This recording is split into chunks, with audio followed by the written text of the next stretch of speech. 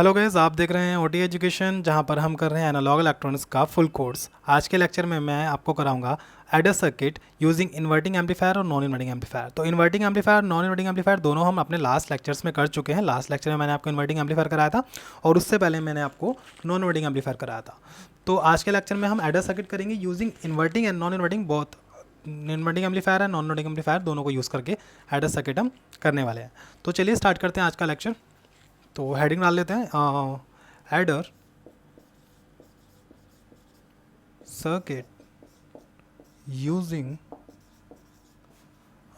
inverting and non-inverting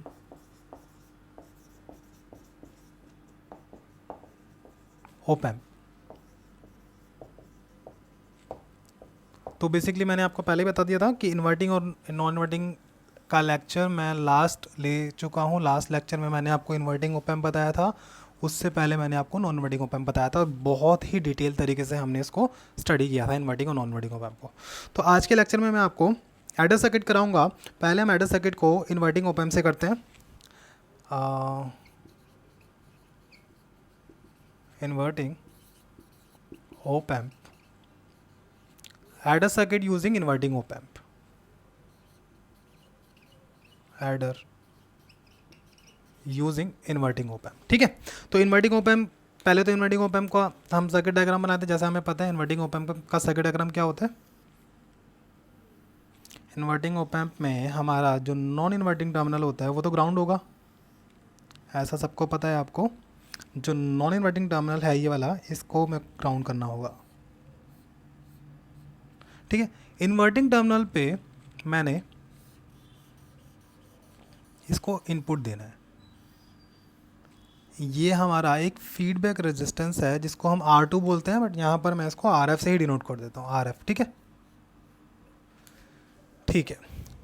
ये ideal एक ideal op amp है, तो इसका जो ओपन लूप गेन होगा वो भी इनफाइनाइट होगा और इनपुट रेजिस्टेंस होगा वो भी इनफाइनाइट होगा। ये मैं आपको डिस्कस करा चुका हूँ कि आइडियल के केस में ओपन लूप गेन और इनपुट इम्पिडेंस दोनों इनफाइनाइट होते हैं। ठीक है, इसके बाद यहाँ से हम इसको इनपुट देंगे, बट क्योंकि मैं ये जो मैंने सर्किट डायग्राम आपके सामने बनाया है, ये एक इन्वर्टिंग एम्पलीफायर का सर्किट डायग्राम है, नॉर्मल इन्वर्टिंग एम्पलीफायर। इस टाइम ये एडर नहीं है। इसको एडर बनाने के लिए, एडर का मतलब क्या है कि हम इसको इनपुट पे 3 या 4 डिफरेंट, 3 या 2 या 2 से ज़्यादा, बेसिकली 2 या 2 से ज़्यादा डिफरेंट टाइप ऑफ वोल्टेज दे रहे हैं इनपुट पर, और आउटपुट पर ये उन सारी वोल्टेज का सम करके हमें दे रहा है। ठीक है, तो इनपुट पर मैं 3 डिफरेंट टाइप की वोल्टेज दे रहा हूँ। 3 से स्टार्ट करते हैं, उसको बाद फिर हम जनरल केस तक उसको लेके जाएंगे कि n डिफरेंट टाइप की वोल्टेज अगर हम दें इनपुट पर तो कैसे वो सम करके हमें देगा। मैं 3 से स्टार्ट कर रहा हूँ, तो ये हम यहाँ पर इसको दे देते हैं 3 वोल्टेज, और मैं इसको 3 पार्ट में डिवाइड कर लेता हूँ ऐसे कुछ, दिस वन। इसको एक काम करते हैं, ब्लैक से करते हैं। ये देखो, ये R1, this is R2, this is R3, और यहाँ पर हम इसको 3 डिफरेंट वोल्टेज दे रहे हैं, V1, V2 और V3। ठीक है, this is R1, this is R2, this is R3। ठीक है, ये RF है हमारा। तो जैसा कि सिंपल सर्किट मैंने आपके सामने बना दिया, क्या बनाया, एक इन्वर्टिंग ओप एम्प का सर्किट बनाया है जिसमें इन्वर्टिंग टर्मिनल पे हम वोल्टेज दे रहे हैं, नॉन इन्वर्टिंग टर्मिनल ग्राउंड है। इन्वर्टिंग टर्मिनल पे 3 डिफरेंट टाइप ऑफ वोल्टेज हम दे रहे हैं ताकि आउटपुट पर उन तीनों वोल्टेजेस का सम करके हमें दे दे। ठीक है, तो स्टार्ट करते हैं कैसे ये सम करके देगा, ये प्रोसीजर हमें देखना है। तो इस प्रोसीजर के लिए मैं आपको एक बात बता दूं, यहाँ पर वर्चुअल ग्राउंड वाला कंसेप्ट वैलिड होगा। क्यों होगा, क्योंकि ये एक आइडियल ओप एम्प है और नेगेटिव फीडबैक है हमारे पास, तो वर्चुअल ग्राउंड वाला कंसेप्ट तो वैलिड होना ही था इसमें। वर्चुअल ग्राउंड कंसेप्ट अगर वैलिड हो रहा है इसका मतलब क्या हुआ, जो वी नॉन इन्वर्टिंग है वो वी इन्वर्टिंग के बराबर होगा। क्यों, बिकॉज ऑफ वर्चुअल ग्राउंड। ठीक है, वर्चुअल ग्राउंड कंसेप्ट से inverting voltage non inverting voltage के बराबर होगी। तो नॉन इन्वर्टिंग वोल्टेज हमारी यहाँ पर है, ये एक नॉन इन्वर्टिंग टर्मिनल है, वी नॉन इन्वर्टिंग, जो कि हमारा है 0, क्यों, ग्राउंड है। Same as it is V inverting जो कि यहाँ पर है वो भी हो जाएगा 0, क्योंकि नॉन इन्वर्टिंग 0 है तो वी इन्वर्टिंग भी 0 हो जाएगा। तो कोई डाउट नहीं है हमें इसमें। ठीक है, आगे बढ़ते हैं। अब मैं इन्वर्टिंग टर्मिनल पे KCL लगाता हूँ, Kirchhoff current law, KCL at inverting terminal. ठीक है, इन्वर्टिंग टर्मिनल पे अगर मैं KCL लगाऊं तो मैं कैसे KCL लगाऊंगा, ये V इन्वर्टिंग को मेरा 0 है, तो इस पॉइंट पे मैं KCL लगा रहा हूँ 0 माइनस V1 अपॉन R1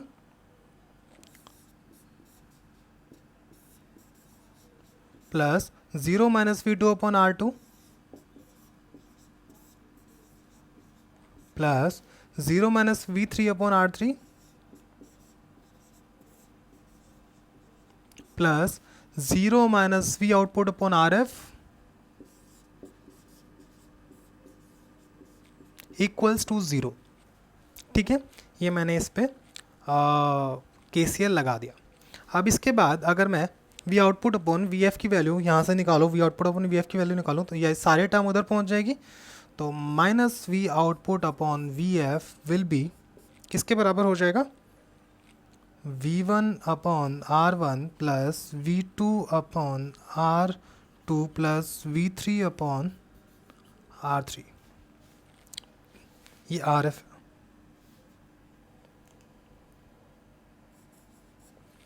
ठीक है, ये इसके बराबर हो जाएगा।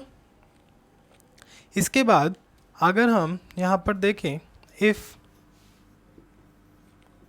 R1 equals to R2 equals to R3, अगर ये तीनों रेजिस्टेंस हमारे सेम हो गए, अगर ये तीनों रेजिस्टेंस सेम हो गए तो तीनों की वैल्यू R ले लेते हैं इक्वल्स टू R सेम होने के बाद, और मैं R को बाहर ले लेता हूँ, तो मेरे पास minus V output upon RF equals to कितना हो जाएगा, 1/R V1 plus V2 plus V3। ठीक है, इसका मतलब माइनस V आउटपुट हमारे पास RF अपॉन R ब्रैकेट में V1 plus V2 plus V3 इतना हो जाएगा। ठीक है, इन केस इफ RF जो फीडबैक रेजिस्टेंस है वो भी R के इक्वल हुआ,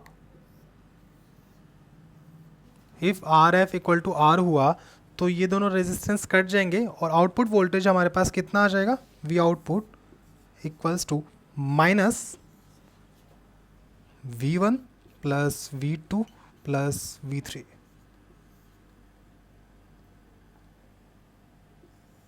ठीक है, ये हमारे पास एडर सर्किट का रिजल्ट आ गया।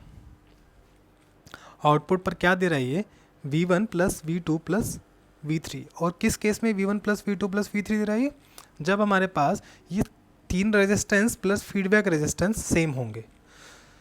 नेगेटिव साइन जो यहाँ पर आ रहा है, नेगेटिव साइन, इसका मतलब क्या आ रहा है, ये 180 डिग्री फेज शिफ्ट है। मैंने आपको बताया था इन्वर्टिंग एम्पलीफायर हमेशा 180 डिग्री फेज शिफ्ट करता है। ठीक है, तो इतना आपको समझ आया, बिल्कुल सिंपल कैलकुलेशन थी। वर्चुअल ग्राउंड का कंसेप्ट मैंने लगाया, एक नोड पे KCL लगा दिया, वर्चुअल ग्राउंड कंसेप्ट से हमने इसे सॉल्व कर लिया, कोई प्रॉब्लम नहीं आई। एडर सर्किट आपका कंप्लीट होता है। Adder circuit using inverting amplifier complete होता है। Adder circuit using non inverting amplifier हम करेंगे, इसको मैं अरेज कर रहा हूँ, इसके बाद हम adder circuit using non inverting amplifier करते हैं। ठीक है,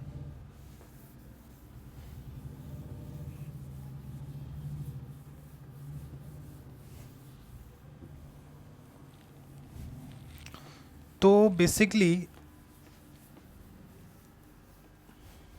इसके बाद एडर सर्किट के बाद नेक्स्ट लेक्चर में मैं आपको सबस्ट्रैक्टर सर्किट कराऊंगा यूजिंग इन्वर्टिंग नॉन इन्वर्टिंग दोनों, और उसके बाद हमारे पास इतना कंसेप्ट हो जाएगा कि हम प्रीवियस ईयर के कुछ ओप एम्प के क्वेश्चन सॉल्व कर पाए। अच्छा, इन्वर्टिंग और नॉन इन्वर्टिंग ओप एम्प के जो आउटपुट वोल्टेज का एक्सप्रेशन है वो तो आपको याद होगा, वैसे लर्न नहीं करना आपको हमेशा उसे, बट ठीक है, अगर आपको इंटरनल कंसेप्ट पता है कि इंटरनली वो आउटपुट वोल्टेज आ कैसे रहा है, तो लर्न करने में बुराई नहीं है। लेकिन अगर आपको इंटरनली नहीं पता होता कि आउटपुट वोल्टेज कैसे आ रही है, तब बुराई होती, तब हम रटेंगे नहीं। क्योंकि मैंने आपको बताया था बीटा की वैल्यू हमेशा चेंज हो सकती है। चेंज कैसे हो सकती है, आर रेजिस्टेंस की ओरिएंटेशन वो चेंज कर सकते हैं। R1 इधर लिख देंगे, R2 इधर लिख लेंगे। अगर आपने R1 R2 से याद किया है तो प्रॉब्लम हो जाएगी। तो ठीक है, अगर नहीं याद तो थोड़ा सा देख लेना कि इन्वर्टिंग और नॉन इन्वर्टिंग एम्पलीफायर में जो आउटपुट वोल्टेज है वो क्या होता है। छोटा सा फॉर्मूला ही होगा, दोनों का अलग अलग। ठीक है, यहाँ पर मैं आपको non inverting op amp adder using non inverting op amp. ठीक है, नॉन इन्वर्टिंग ऑप एम्प अगर हमें बनाना है तो पहले उसका सर्किट बना लेते हैं नॉन इन्वर्टिंग ऑप एम्प का। नॉन इन्वर्टिंग ऑप एम्प से हमारा मतलब क्या हुआ कि नॉन इन्वर्टिंग टर्मिनल पर हम इसको इनपुट देंगे और इन्वर्टिंग टर्मिनल इसका ग्राउंड होगा। ठीक है,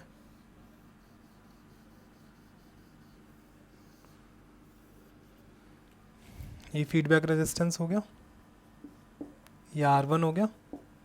R1 जो है हमारा इन्वर्टिंग टर्मिनल पे है, तो ये ग्राउंड, इन्वर्टिंग टर्मिनल हमारा क्या होगा, ग्राउंड होगा। नॉन इन्वर्टिंग टर्मिनल पे हम इनपुट देते हैं, तो यहाँ पर हम इसको इनपुट देंगे। ये मेरा क्या है, एक नॉन इन्वर्टिंग एम्पलीफायर है। अब मुझे एडर बताना है, नॉन इन्वर्टिंग एडर क्या है। तो एडर्स का मेरा मतलब होगा कि मैं नॉन इन्वर्टिंग टर्मिनल पे डिफरेंट टाइप की वोल्टेजेस दूंगा और ये आउटपुट पर मुझे वही वोल्टेज का सम दे, उन्हीं वोल्टेजेस का सम देगा। आउटपुट पर उन्हीं वोल्टेजेस का सम देगा। तो नॉन इन्वर्टिंग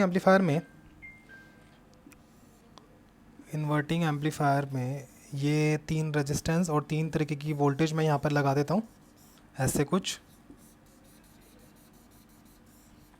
ठीक है, यहाँ पर ये जो रेजिस्टेंस है इसको बोल देते हैं आर आर आर, तीनों सेम रेजिस्टेंस ले लिए मैंने, V1 V2 V3। ठीक है, ये हमारा ये वाला जो पॉइंट है ये नॉन इन्वर्टिंग पॉइंट है, V नॉन इन्वर्टिंग, और ये वाला जो पॉइंट है ये V इन्वर्टिंग है। ठीक है, क्योंकि ये एक आइडियल ऑप एम्प है, इसलिए V non inverting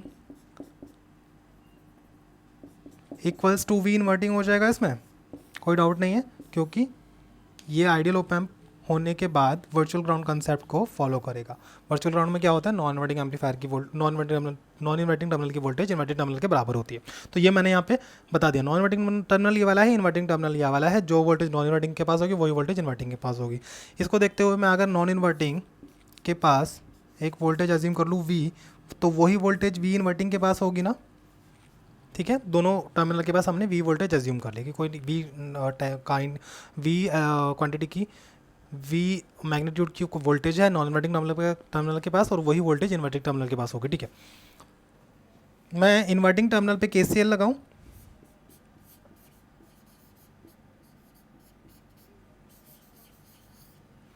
inverting terminal पे KCL लगाने से मुझे क्या मिलेगा, यहाँ पर तो V है ना, ये V वोल्टेज है, मैंने V बताया ना, तो V minus 0 upon R1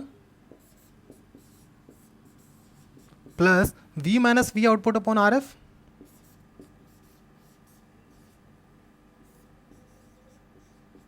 equal to 0। तो यहाँ से हम क्या करें, RF और R1 को कॉमन ले लेते हैं, और इसका V RF plus V R1 equal to 0। V output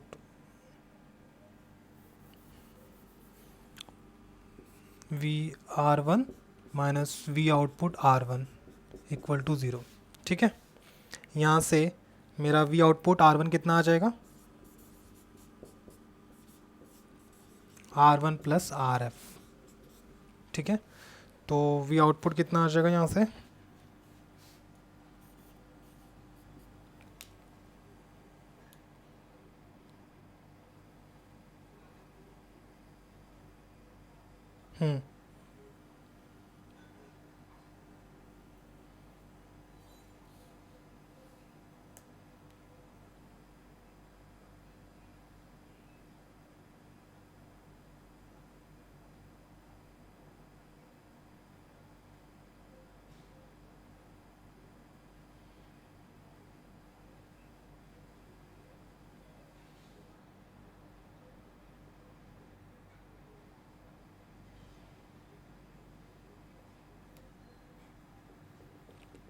V कितना आ जाएगा यहाँ से हमारे पास, V आ जाएगा R1 upon R1 plus R2 into V output. ठीक है, ये हमारे पास यहाँ से हमने V की वैल्यू निकाल ली इन्वर्टिंग टर्मिनल पे KCL लगाने के बाद। इन्वर्टिंग टर्मिनल पे KCL लगाने के बाद क्या मैं नॉन इन्वर्टिंग टर्मिनल पे KCL लगा लूँ? KCL at non inverting terminal. Non inverting terminal ये वाला है, यहाँ पर जो वोल्टेज है V नॉन इन्वर्टिंग वो V वोल्टेज है, क्योंकि नॉन इन्वर्टिंग और इन्वर्टिंग टर्मिनल की वोल्टेज V ही रखी है, मैंने अज्यूम की है। तो यहाँ पर जो V वोल्टेज है उसमें मैं अगर KCL लगाऊँ तो कैसे लगेगा?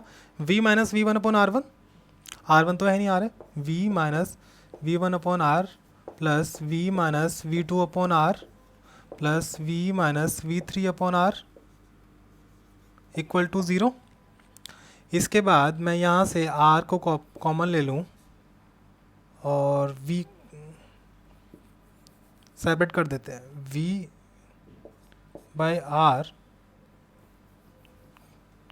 1 by R V minus V1 plus V minus V2 plus V minus V3 equal to 0। That means 1 by R 3V minus V1 plus minus V1 minus V2 minus V3 equal to 0। ठीक है, और अगर मैं यहाँ से इसमें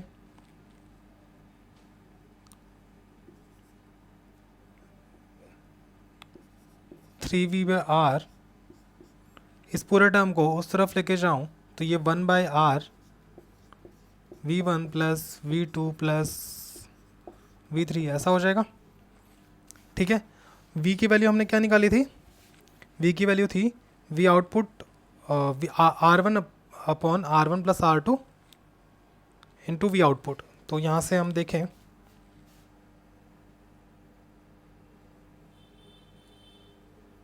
3V हो गया V1 plus V2 plus V3।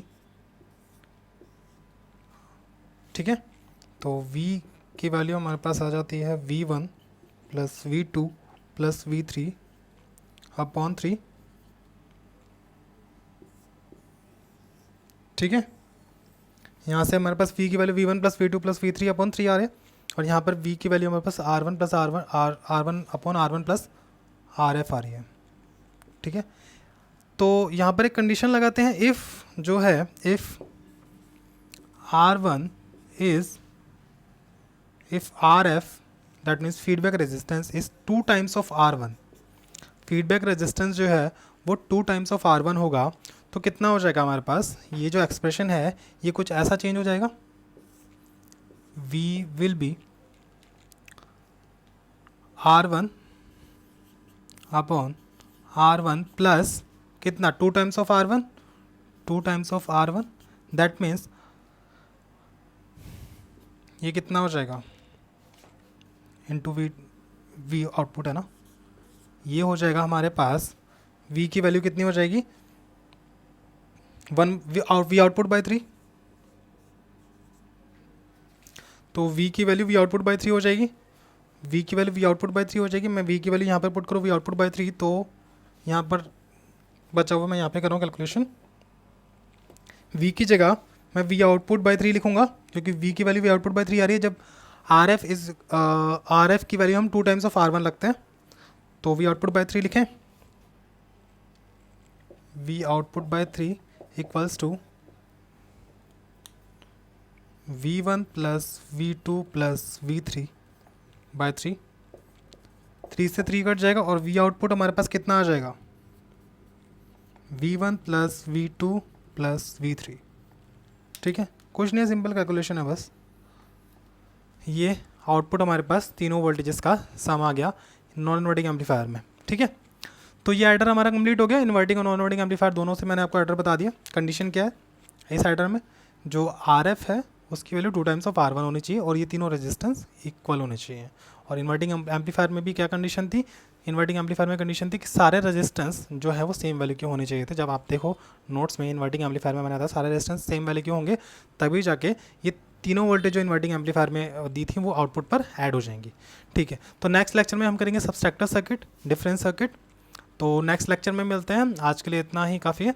Next lecture में हम सबस्ट्रैक्टर सर्किट करेंगे। तब तक के लिए आप ये जितना भी मैंने बताया ये रिवाइज कीजिए। लास्ट लेक्चर में इन्वर्टिंग और नॉन इन्वर्टिंग एम्पलीफायर के रिजल्ट रिवाइज कर लीजिए। ठीक है, बाकी तो आप पूरा रिवाइज कर ही रहोगे, बट रिजल्ट एक बार ध्यान रखें कि आउटपुट रिजल्ट क्या है इन्वर्टिंग एम्पलीफायर का और नॉन इन्वर्टिंग एम्पलीफायर का, और दोनों इन्वर्टिंग एम्पलीफायर में बीटा की वैल्यू कैसे निकालते हैं। तो बीटा की वैल्यू अगर आपको पता है और आपको ये पता है कि इन्वर्टिंग एम्पलीफायर में ट्रांस कंडक्टेंस गेन होता है, वोल्टेज गेन नहीं होता, तो आप इजीली सारे बेसिक्स को पकड़ लेंगे। तो लास्ट लेक्चर रिवाइज करना ज़रूरी है क्योंकि उसमें कुछ इंपॉर्टेंट टॉपिक्स थे जो मैंने इन्वर्टिंग एम्पलीफायर में बारे में आपको बताए थे। तो ठीक है, मिलते हैं नेक्स्ट लेक्चर में। Bye, take care.